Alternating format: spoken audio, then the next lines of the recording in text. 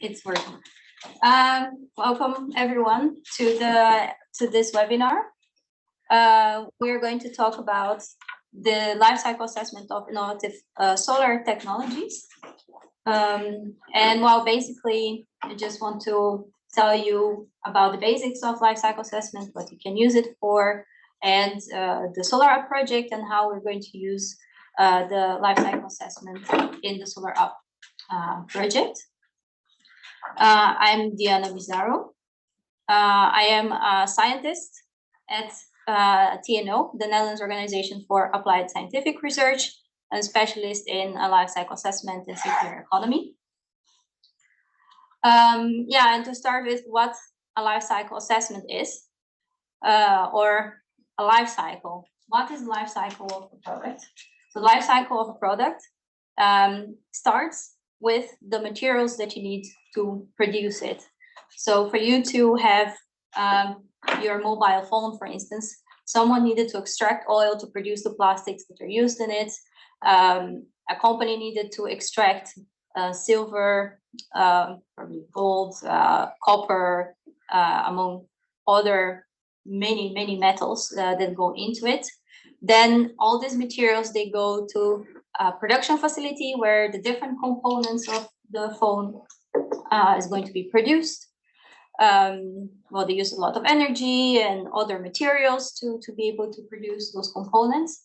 And then once everything is integrated, assembled into a mobile phone, then it can reach the consumer finally.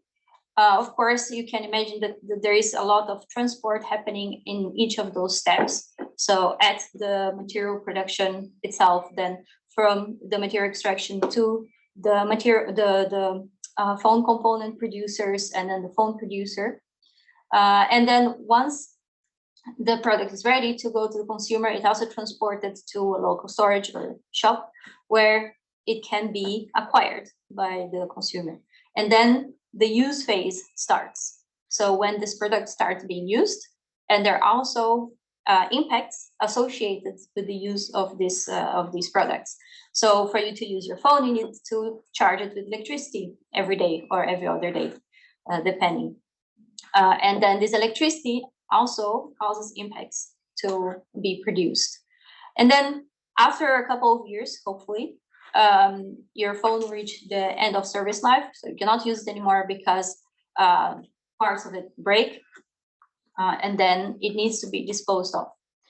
And while there are many useful materials there and valuable metals that can be recovered, but there are other materials that are not as valuable and also not possible to recycle. So then this mobile phone is assembled in many tiny parts. And then the waste management companies, they try to create waste streams as pure as possible, so that, for instance, plastics they can be forwarded to a plastic recycling facility, and metals can be forwarded to metal recycling facilities. And yeah, the better it can be separated, the better it can be recycled as well. And the materials that cannot be recycled, they need to be processed somehow, either landfilled or incinerated or treated in some way to avoid pollution and so on. So this is the cradle to grave, as we call. And then here is just a bit of more detailed view.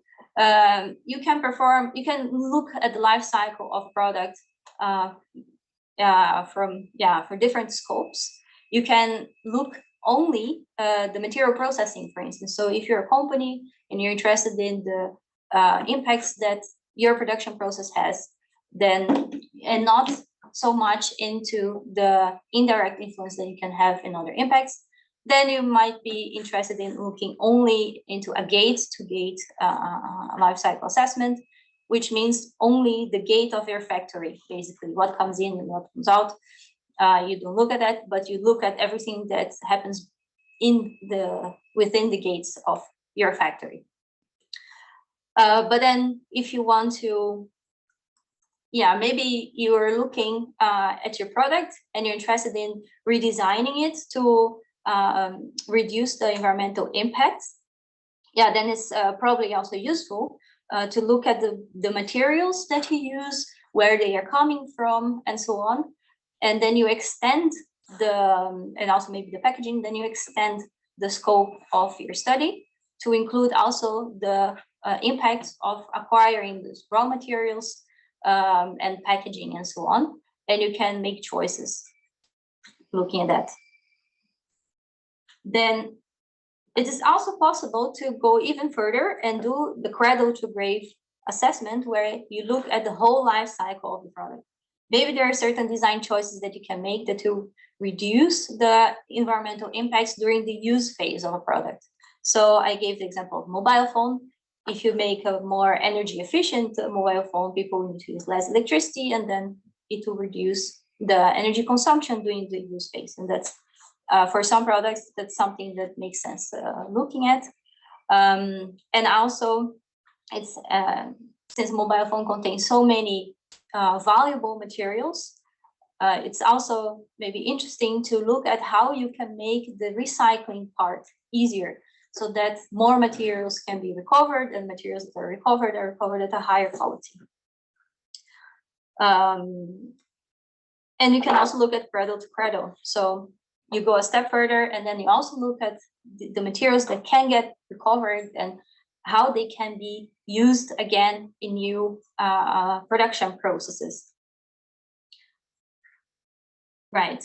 A life cycle assessment usually, well, always actually, has these 4 phases, where we first define the goal and scope, then we build an inventory. After the building inventory, we make an impact calculation, and then we interpret results. And we have these 2 arrows going back and forth because these are iterative processes. So you might adjust the goal and scope, or the inventory, or the impact calculation as you go along the study, because maybe you set a goal that you realize afterwards that's not possible to achieve, or that's not really answering the question that you had beforehand. Or when you're building inventory, you realize that the data that you need is not available, and so on. And then, yeah, it's an iterative process that, yeah, these phases, they are adapted along the way. Well, the goal and scope is the first phase, where you're actually shaping the study, is which question you want to answer about your process or your product, and so on, with the life cycle assessment. And then once you have that question clear, then you have to define the scope. So how far do you need to go? What do you include in your study? What you don't include in your study? You define what we call the system boundaries. So which processes you are going to cover in your study, and which processes are going to be outside of the boundaries. And then maybe you rely on literature data, or it stays in the background, or you disconsider altogether. And you also define what we call the functional unit. The functional unit is the reference unit that you use for calculating everything in the inventory and the impacts afterwards for the life cycle assessment.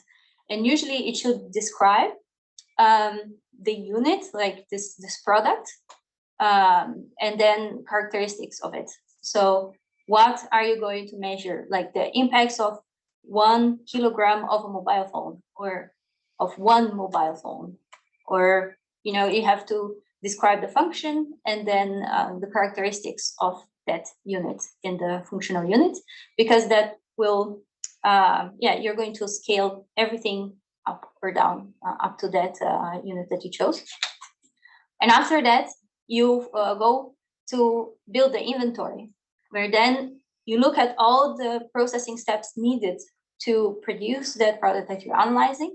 And then you're going to inventory all the inputs. So all the materials that you need, all the electricity, heat, so everything that you need, also inputs from nature. Maybe you need water, or you need a certain gas, or so something. All the inputs, they get into this inventory list, and also all the outputs. So of course, after the process, you have the product, but then you also probably have waste, you probably have gas emissions, yeah, and other things that you have to deal with, and then everything gets into this list. And then for each of these aspects, you have environmental impacts associated with them, because there will be CO2 emissions, there will be methane emissions, you need to extract oil from nature, you need to use water from a river, and so on. And these, well, these are the different impacts that you can cause in this process. And these impacts, they are then inventoried also according to all inputs and outputs that you listed. And then once you have all those impacts listed in the inventory, then you can calculate the environmental impacts. And then I have slides later explaining how the impact calculation works. It's not very straightforward. And then that's why we have life cycle assessment softwares, because the inventory is already like a list of maybe hundreds of processes. And then for each of these processes, you have another hundreds or maybe thousands of flows coming from nature and going to nature again after our process. And then, of course, after dealing with all this data, we need to interpret it, because just stating a number, let's say 10 kilograms CO2 emissions, does not mean anything. And LCA is always relative. So you have to explain what does that actually mean for that product that you're analyzing, what are the main contributors, maybe how you can change this, how the biggest opportunities for lowering the environmental impact, and so on. So what kind of questions a life cycle assessment can answer? I already gave some examples, but I listed here some other ones. And I think one that is pretty trendy at the moment, like which car is more environmentally friendly, the 100% electric or internal combustion engine? So we know that the European Union made an agreement with several car producers to shift completely from 2035 to selling only electric cars. But then, is that the most environmentally friendly option? So I have here two cars which are supposedly equivalent. They have more or less the same price and so on. And one is the 100% electric Nissan Leaf, and the other one is an internal combustion engine, which is the Nissan Sentra. And they have, well, they have the similar performance as well. So then what would be, how can I know which one is more environmentally friendly? Or can I ask you a question, someone will risk an answer, which one you think is the most environmentally friendly? I think it's not clear. And it depends where the electricity comes also for the charging the battery. It depends on a lot of stuff. Yeah, for me, it's not clear. Yeah, well, that's the right answer.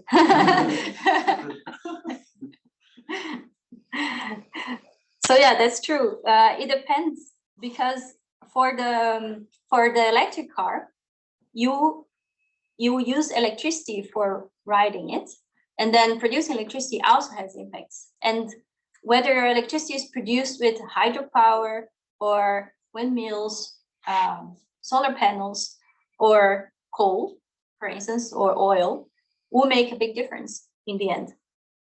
And then you also, often the electric cars, they are heavier than the internal combustion engine cars, which means that they also use more materials and metals like cobalt and nickel and so on, which are also high in impact. Well, the internal combustion engine does emit a lot of pollutants when you ride it. It uses, well, different materials and tends also to be a bit lighter and so on. Does it also depend how long we use the car, right?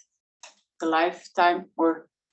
Well, here we consider that they have a similar lifetime. And actually the car producers, they will not produce cars that will last much less than what we're used to. And what is the lifetime of a car? What is accepted?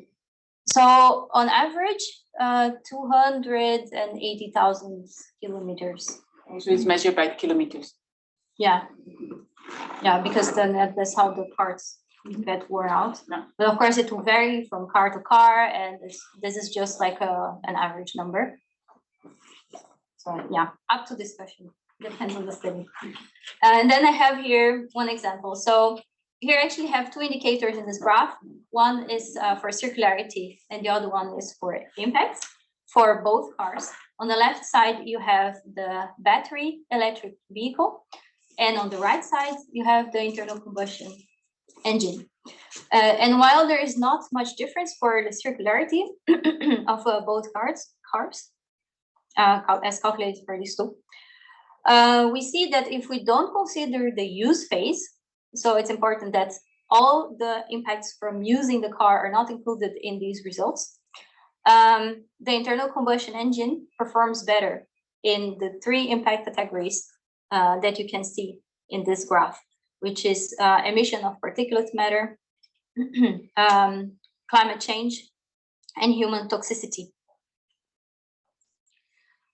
And in this other graph, which does include the use phase, you still see the battery electric vehicle on the left side and the internal combustion engine on the right side.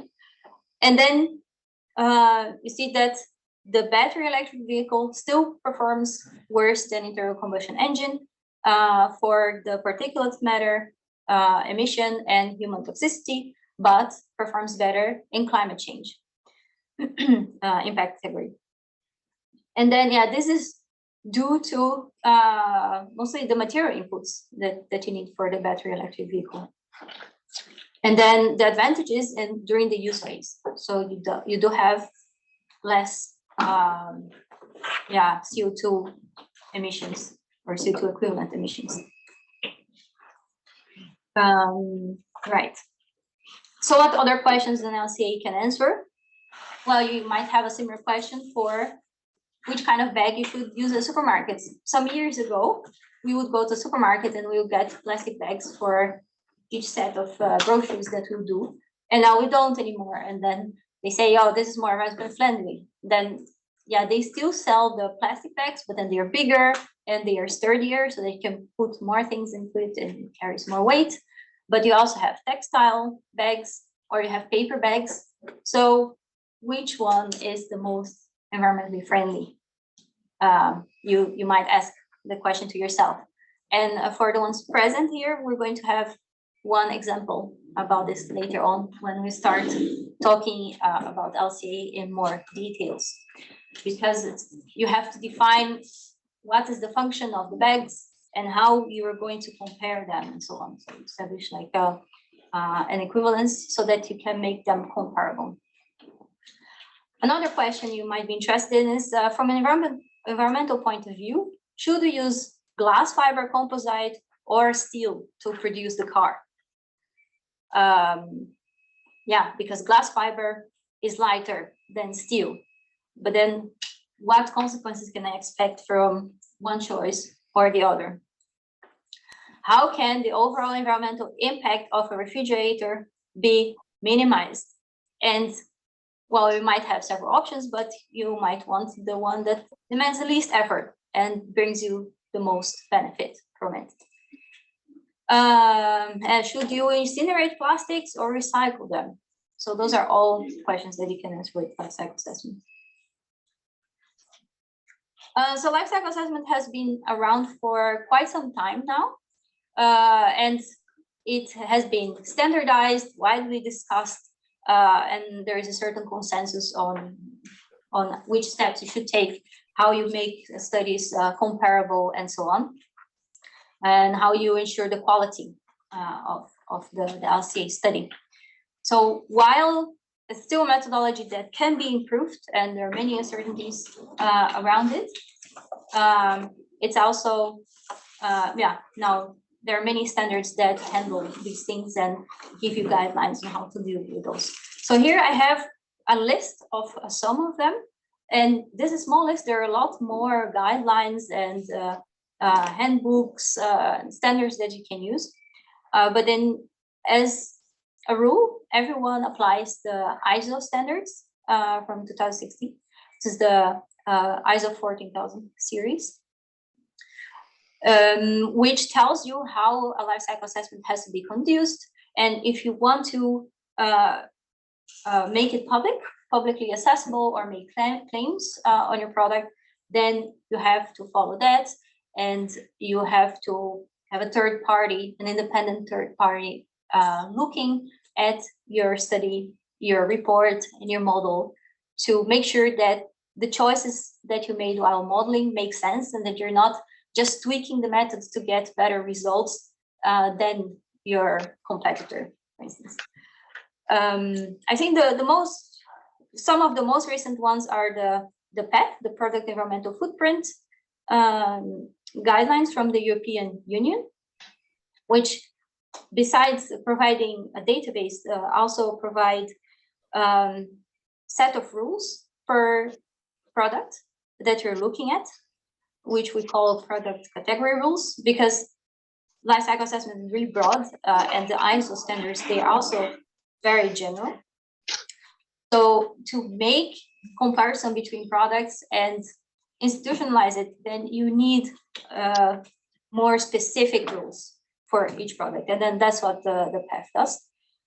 And we also have a standard for the construction sector, which is the EN 15804, which is now, I think, widely adopted within the European Union.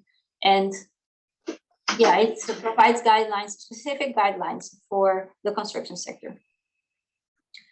Apart from that, we also have series of impact assessment methods. So all the results that we see, human toxicity, carbon emissions, and so on, they are calculated according to a methodology. And there is a range of methodologies available, as you can see there in list. This is also short list, there are many more. But the ones that we apply the most often are the environmental footprint from the European Union, that's results from PEF projects, recipe, carbon footprint from IPCC, and for water footprinting, you can use AWARE. Or if you're specifically interested in toxicity, use TOX, for instance, would be an option. So I see someone has an unmuted I just muted it. Okay. Right. So as I said, I wanted to explain better how the impact assessment methods work. So after you inventorized all your inputs, outputs, and the flows, the natural flows that come into your system and leave your system, they come into your system as resources and leave your system as emissions. They are categorized in impact categories. Depending on the impact assessment method that you choose, you can have anything between 8 or 16 impact categories and so on. And these impact assessment methods, what they do, they give you rules to group these flows that go into the environment as emissions. Have emissions to air, to soil, to water. And then they tell you how they contribute to each of the categories defined. So you might have emissions to air, which are methane, carbon dioxide, nitrogen oxides, sulfate, and well, a lot others. And then the impact assessment method establishes a reference, which is the emissions of CO2. And then they will compare how each of those gas emissions impact climate change in comparison to CO2. And then you have a factor attributed to them so that they can all be grouped in terms of CO2 equivalents. So that's why we say CO2 emissions, but then that also includes emissions of methane, NOx, sulfates, and a plethora of other substances. But then they are compared in terms of what impact they can have in climate change, so that you don't have thousands of flows to look at in the end, but you have 16 impact categories, or 8, which are a little bit easier to understand. And then you do the same for the other impact behaviors like ecotoxicity, human toxicity. There is water scarcity, impact to the ozone layer, and so on. Yeah, this is what I was saying, giving the specific example of global warming, and you have, for instance, CO2 and methane. And well, for global warming, methane acts as 25 times CO2. So having 1 kilo of methane emissions is the same as having 25 kilos of CO2 emissions for climate change effects and so on. And that's how these impact assessment methods work. What applications do we have for this? So life cycle assessment has increasingly been used for strategy and policy making. So when the European Union or European Commission decided to make an agreement to sell only electric cars from 2035, they also used life cycle assessment and the results of studies to understand the kind of consequences that could bring, and concluding that it would be better to reduce, it would be a good option to reduce CO2 emissions so that we can reach the climate targets. Or you can also use these studies for setting industrial strategy and policies. If you want your industry to become more sustainable, then you might use life cycle assessment to give them more concrete goals and provide sort of a roadmap that we could follow. Decision making, of course, if you want to do green procurement, you can also use life cycle assessment to define who should supply a certain product to you, and that product would be better if you have different options. Or also just learning about your process, how you can improve it, and so on. You also use it for communication, like eco-labeling. When you make claims that your product is better than another one, well, you need a certain metric to be able to define that. Create green product portfolios or reporting and so on. But then life cycle assessment is a methodology and deals with models. And as such, it has limitations. While it gives you an overview of the life cycle of a product, it is a model, which means that not all the consequences are included there. So we cannot possibly model all the substances that are emitted in a process.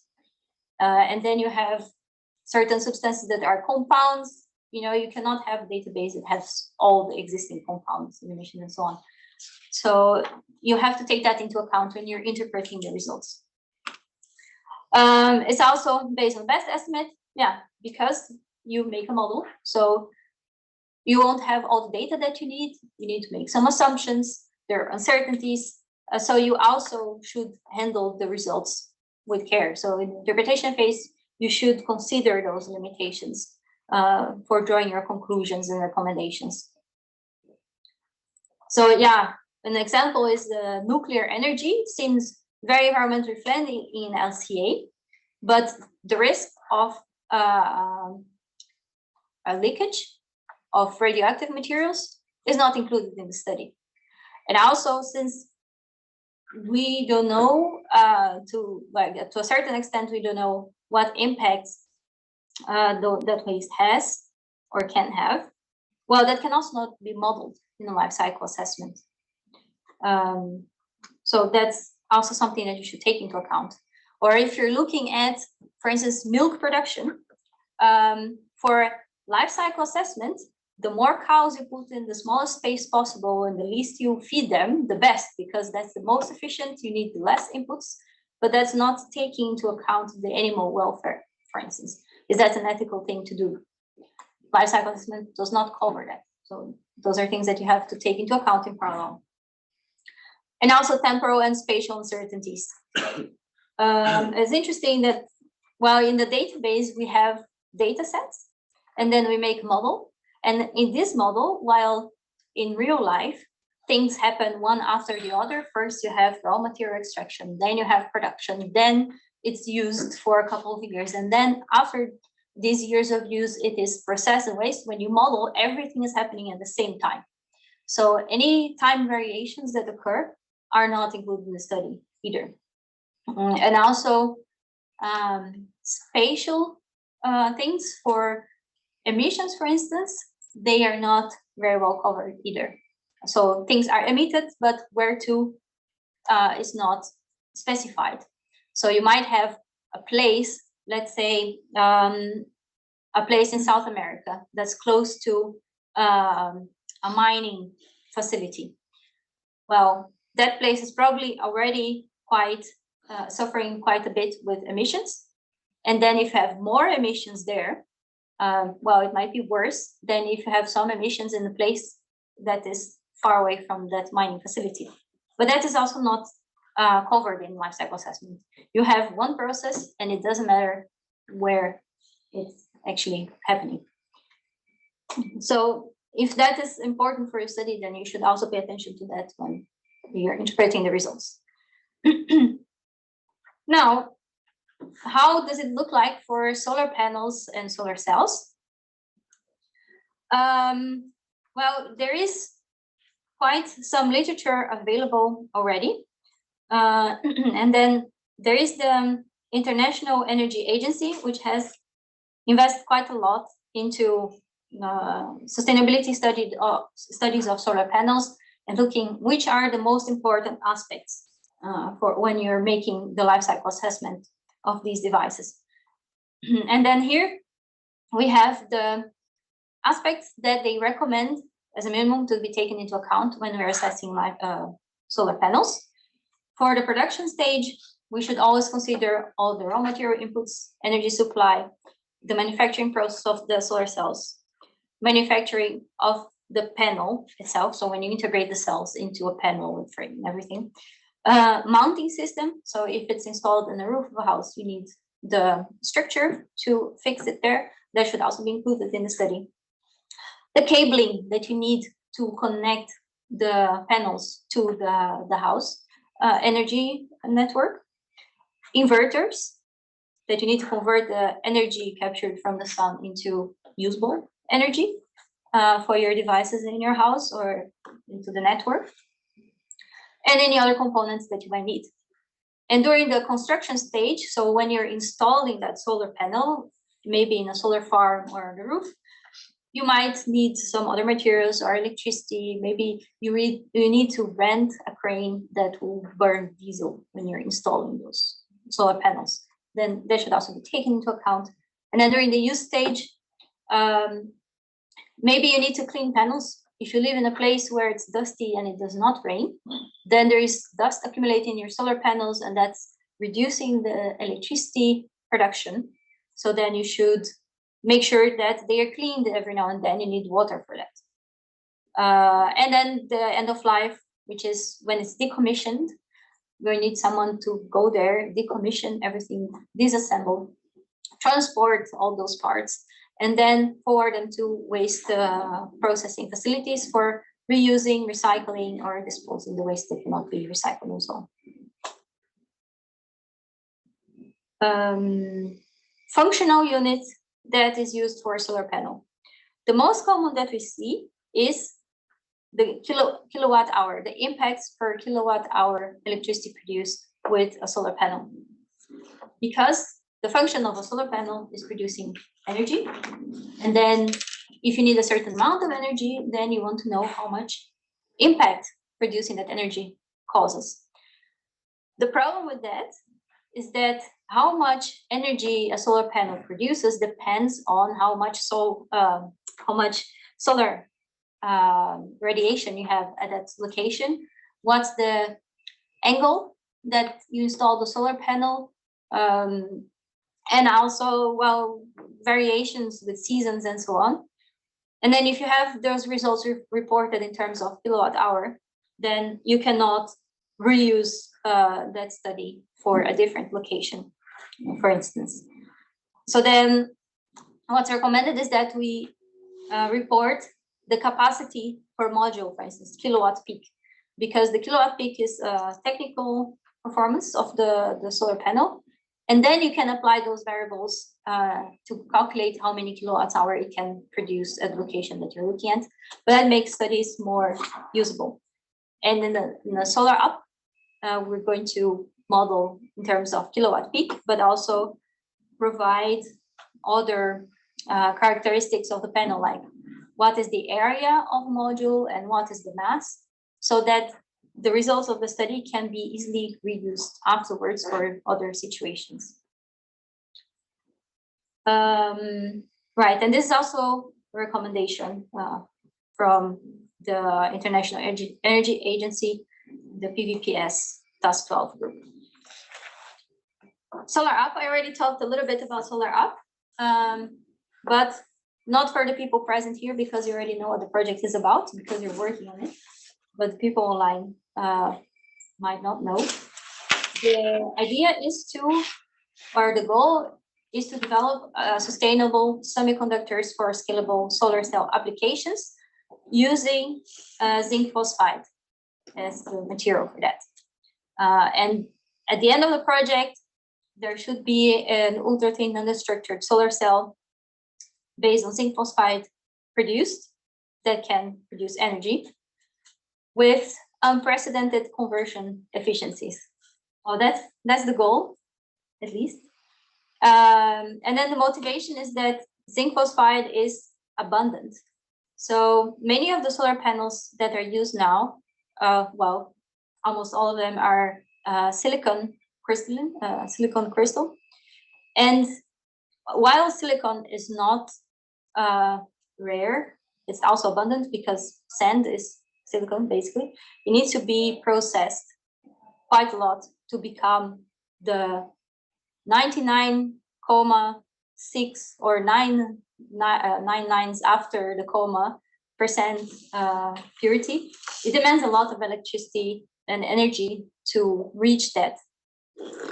And also there are some limitations in terms of how efficient it can be and so on. And the idea is that some or most of these drawbacks can be overcome with this new technology. And then we have life cycle assessment in this project, while it's a very early technology development stage, to make sure that it's going the right direction, that is not going to end up being a lot more impactful than the options that we already have available in the market or others being developed at the moment, like copper, indium, gallium, selenide, and cadmium telluride, or maybe perovskite and so on.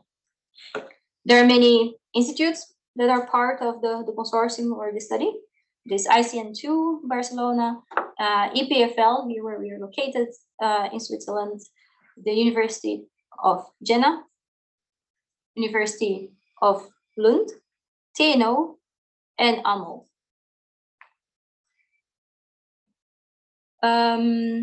Right. So yeah, we want to guide design choices when possible to increase the sustainability of this new solar technology. And we're first going to focus on the manufacturing of the cells and end of life aspects. So how can it be made more recyclable if possible? And then we're going to expand the study to manufacturing of the panel itself, integration, and maybe use phase. I'm running behind on time, so I'm going to skip this one and go to the last part of this webinar, which is why you do assessment at such early stage. We know, well, it can help guiding some design choices. Maybe some materials are very impactful and they could be kind of easily substituted by different material that's less impactful now that the technology is being developed. So there's opportunities to improve footprint. And support those choices with metrics and so on. The challenge is that this is a lab scale process at this moment, and lab scale processes are always more impactful than industrial processes, because in industry you have synergies and many ways of reducing impacts, waste, and so on, which are not possible at lab scale. So you have that uncertainty. That, yeah, it's a little bit unpredictable, but that we can work around or mitigate using prospective life cycle assessment, which is a methodology for assessing technologies at an early development stage. Another one of the challenges is the lack of data that will be available. We probably have many substances that are needed that are not available in the database, and then we need to find a way to model that. And uncertainties related to how this is going to develop, this technology is going to develop, and how it's going to be scaled up to industry scale, but also which changes will happen in the background in this meantime, because from early development until it hits the market, we can count on, 15 years more or less, give or take, and a lot can change in this meantime.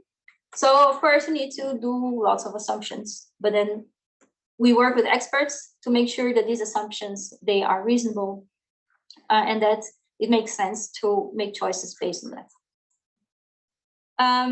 Last slide is just an example of a PhD student from us at TNO, which is working on prospective life cycle assessment and learning curves. And he made, Mitchell van der Hoost made this study on solar panels, where he was looking actually at copper, indium, gallium solar panels. And then he needed to deal with these aspects. So what is in the foreground of the system, which are the direct process changes from going from lab scale to industry scale. And in this case that he was looking at, he saw, for instance, it would go from sheet to sheet to row, which would be more efficient process. The buffer material used in production of solar panels would change from cadmium to zinc oxide actually.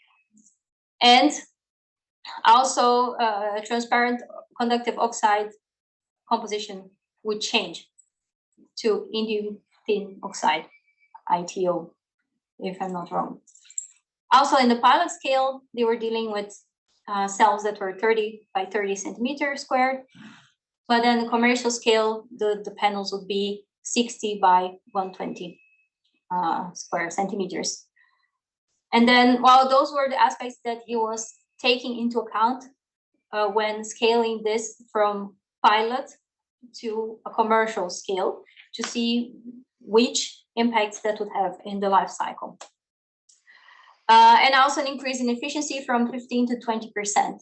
So also major technologies, they go through some minor changes to increase efficiency, maybe to reduce costs, or maybe to improve the production and so on, so that the producers have an edge in the market and so on. But then apart from that, you should also take into account what happens in the background, because you need a lot of electricity to produce the solar panel and all the components of it. And the impacts of this electricity are affected by the changes that happen in the grid of the country where those production processes happen. So if a process, like for instance, Germany installed a lot of windmills and solar panels in the last years. I think it was one of the biggest producers of green energy in Europe. So the impacts of producing electricity in Germany changed quite a lot in the past 10 years due to those changes. And that also reflects on the impacts of producing a certain product in Germany as well. And this is only one example, and that's the easiest to see, but you also have changes in the transport, for instance. You might have electric ships in the future, or electric buses and trucks. You might use hydrogen, so fuel cell for powering that transport and so on. And that is an indirect effect in your system. So that was it for this webinar. It was, I wanted to inform you about the project and life cycle assessment and what we're going to do, and also how to do it. So the prospective life cycle assessment is the way that we're going to use to assess the zinc phosphide in this project. And well, I know that I'm almost 10 minutes over time, but then if someone wants to ask questions, we can still use another 5-8 minutes before we go on a break here. We have a coffee break now. May I ask a question? Yes. Can I, Jens, online? Yes. Hello. Thank you for an excellent talk. It was really interesting, particularly also the last aspect. Can you, in 1 minute, just say, because if you make choices for materials, I fully understand that this is important, the life cycle analysis and how you do that. But if you, for example, during the optimization phase, which you skipped over, could you just say in 1 minute or in a few seconds, how would you use their life cycle analysis to optimize your processes? This is quite intriguing, actually, this concept. So when you're analyzing your process, you might have steps that generate a lot of impacts, but could be, well, scraped from the process or substituted by a less impactful option. So you mean like vacuum versus liquid processes, for example? Is that something, well, that's what you mean? Or I cannot give very specific examples now because we just started life cycle assessment in SOLARUP. So the project started last year, and we are in the beginning phase of the study. But one example is that the experts here, they said that they could make choices, for instance, in terms of what substrate they would use for growing the cells. They use now, I don't know, I can tell, no, it is published, yeah. So it is grown on indium, a plate of indium, but that could potentially be substituted by something else. And then we can use life cycle assessment to see whether using a different material is actually bringing the impacts down. So that's one example. In terms of optimization itself, there are studies that use statistical entropy or cumulative exergy demand, for instance.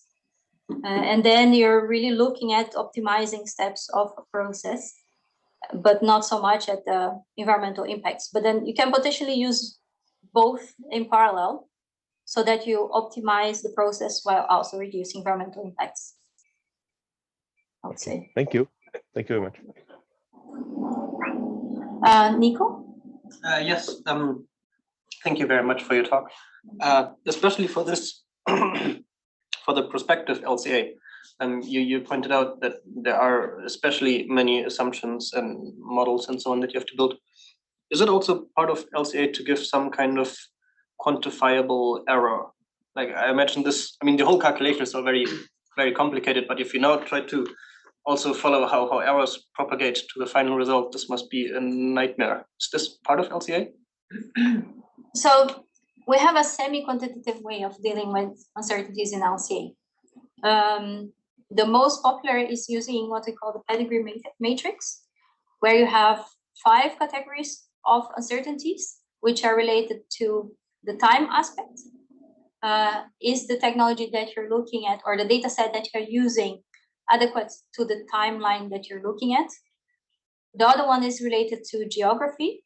So is the data set that you're using adequate to the location where this process is actually happening, location in the world? The other one is about the technology itself. Does the data set that you're using really represents the process in terms of technique and so on that you're looking at? And the other two, I forgot now. Okay, is it data that is directly measured? So is it a machine that you're looking at and you're making measurements and then you're using that in your model?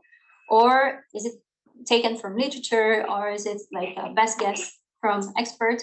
Maybe you have the electricity of demand of the whole factory or a whole production line, but you don't have per process step that you're looking at, and then you need to make a bit of a guess about that process specifically and so on. And last one I don't remember now, but and then you have five degrees of uncertainty, and there is a number attributed to each of those. So the one is the most certain, so the data is measured, the process that you're modeling really corresponds to what you're looking at or trying to assess. It is adequate for the time and space that you're assessing and so on. So then you have a certain certainty there, but it's reduced for those aspects. And then you can, you can calculate the certainty of your model using that. And you can also use Monte Carlo analysis. And then, you can also make probabilistic life cycle assessment, for instance. And then you have to know the minimum and maximum values for each of those inputs, outputs, and so on. And then you can calculate the uncertainty, minimum value, and so on for each step or your process as a whole. I'm not sure we are going to do it in SOLARUP. Might.